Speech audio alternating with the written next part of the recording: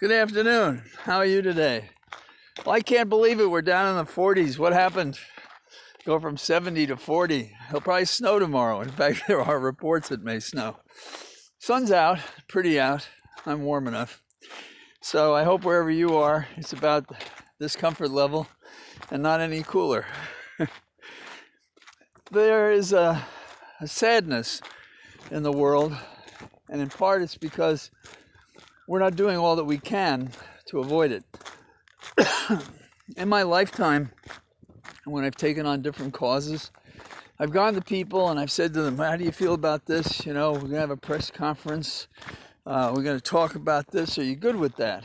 And then two things happen, not all the time. Obviously, or I'd never try to have a press conference on any issue or join one. But what happens is you go to the press conference and you're the only one standing there sometimes. And the people who said they'd be there are not there. And here's the kicker. They tell others that they disagree with you. So having agreed with you, so they said, and not showing up, showing disagreement, on top of it, they say they didn't agree with you. So what does that have to do with the present situation? Well, I feel that what's going on is we're saying to Ukraine, oh, we're with you. We feel for you. This is terrible. This is really rotten. And you want these planes. Well, you know, after nagging and embarrassing them and the world saying, give them the damn planes, they're giving them the planes. Now, they're not giving them the pilots, the ones who are experienced with these planes, but they're giving them the planes. That's something. Well, Zelensky gave a stirring speech to the British Parliament. And he evoked Winston Churchill. And Winston Churchill had a famous speech in the 40s, how, you know, we will meet the Nazis on the land and on the sea and in the sky. You know, every place, any place you could imagine, we will meet them. And he lived it. He had the resolve to press through it. He found allies in America and so forth. Well, Zelensky mimicked that during his speech to evoke that same sentiment for himself, that they would fight in the fields, and they would fight in the land, and they would fight to keep their country. But what happened? He asked for two things.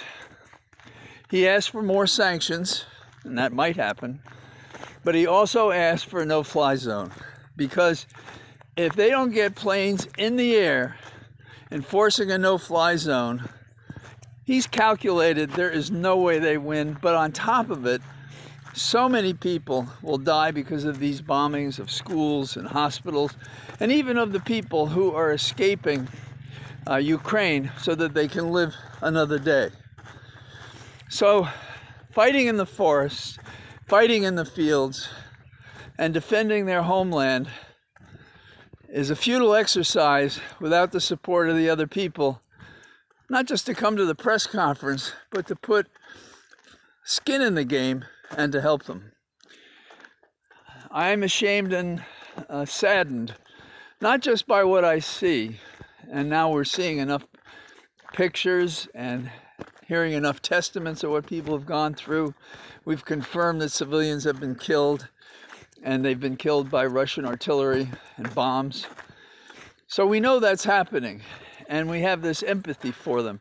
We feel if the loss of one person is a loss to us, that if someone else suffers, we suffer, because all humanity suffers when there's an injustice, when there is a criminal marauding across the landscape, killing people, taking up property, burning down historic buildings, burning down and exploding schools and hospitals, burning down residences, destroying them so that they have no home in their homeland.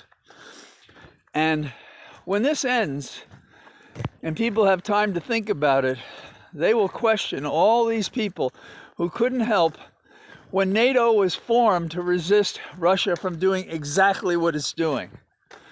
And they're allowing Ukraine to be a bulwark to exhaust Putin, hoping that he won't have the energy or force or support to go and take over other nation states or to take over Georgia But there is no way talk is going to change this. And it's very interesting that as I say this, China has offered to meet and act as a mediator with the people. Well, I wouldn't go near that. Russia is going to help Ukraine get an equivalent deal with Putin. Not possible. So that's ongoing story, and it remains the same as long as we don't do anything.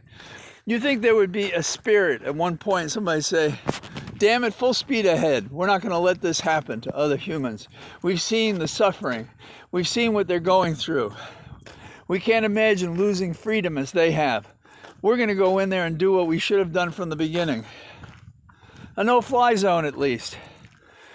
Give them the people who can pilot these planes. Send in even stronger planes. This can be won yet, but not without us.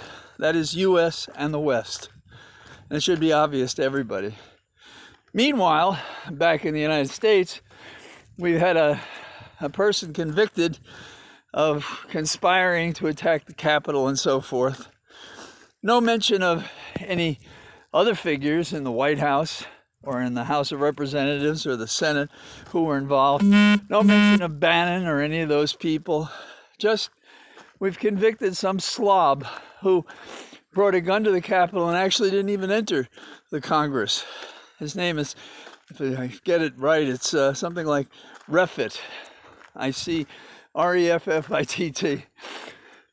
He's a nobody to us as compared to the people who calculated to do this, who carried it out, and used these people to make it happen. Luckily, it failed.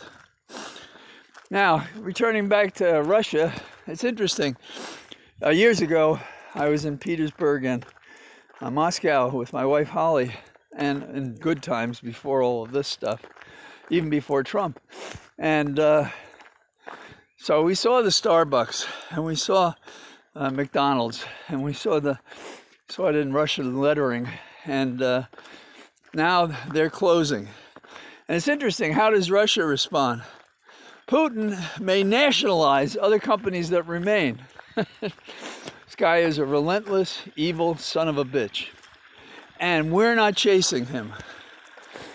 I have the feeling if there was the equivalent of what I saw in the South Bronx, a bully like this, on a small scale, would be chased by the kids in the street until he relented and stopped doing that. I had one guy that bothered my younger brother, who's smaller than I, and I sort of avoided him because I thought he could take me. But I just saw red, and I went after this guy, and they pulled me off him. Well, that's what we need in Ukraine.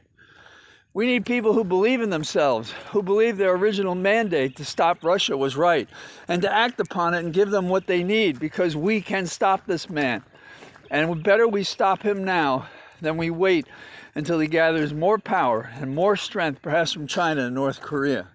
So that's all I got to say today. See you tomorrow. Bye-bye.